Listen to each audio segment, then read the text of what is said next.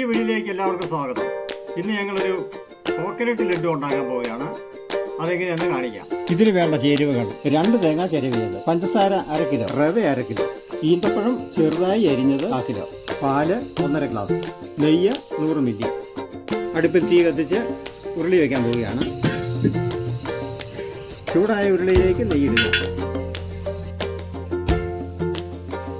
അതിലേക്ക് റവ ഇട്ട് നല്ലവണ്ണം ഇളക്കിക്കൊണ്ടിരിക്കണം.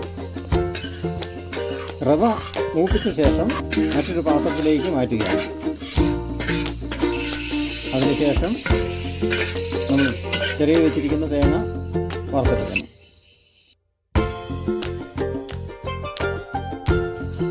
ഇതിലേക്ക് പഞ്ചസാരയും ആദ്യം വറുത്ത് വെച്ച റവയും കൂടെ ഇടുന്നു. ഇട്ട് ഒന്നുകൂടെ ഇളക്കുക.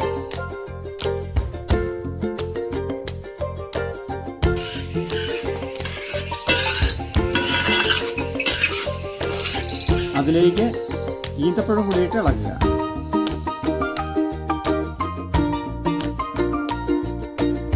നമ്മൾ തയ്യാറാക്കി വെച്ചതിലേക്ക് പാലൊഴിച്ച് വീണ്ടും ഇളക്കുക.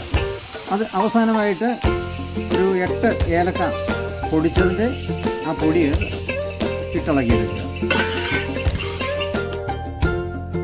ആ മിക്സ് നമ്മൾ ഇളക്കി ഇത് അവസാനമായിട്ട് ലഡു ആക്കി തീർത്തിരിക്കുക. നമ്മളിപ്പോൾ ഒരു 50 ലഡു തയ്യാറാക്കിയിട്ടുണ്ട്.